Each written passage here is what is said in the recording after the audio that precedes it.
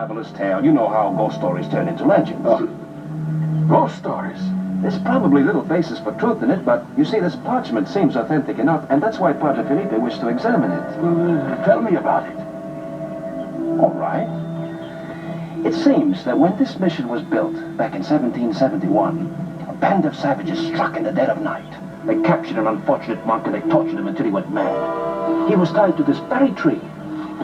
Oh, of course, it was much smaller then. Ever since then, the legend goes, his ghost has haunted the mission on dark, moonless nights. The ghost of the mad monk? I'm surprised you never heard of it, Sergeant. The mission Indians claim to have seen it. But you know, of course, they're superstitious natives. What do they think they saw? A figure in a cowled robe, rising from the graves behind the church. And it moves along the corridors, moaning and clanking chains, sometimes emitting a ghoulish laugh. Oh, the rest is so fantastic, I don't think you'd be interested. Oh, go on, Don Diego, please, go on. It's really quite frightening. You promise you won't tell anyone? I promise. Well, the legend says that when the spirit walks, the church bell rings mysteriously at midnight.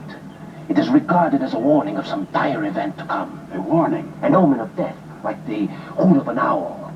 Of course, you're much too enlightened to believe in those things. Oh, yes. What happens then? Well, the story goes on to say how the author came face to face with the mad monk one night under this very tree. This tree? And the ghost had no face. No face? No face. And then suddenly, the ghastly apparition vanished. And here the narrative ends abruptly. Except that the next morning, the ancient scribe was found lying here where you are. Stiff and stark.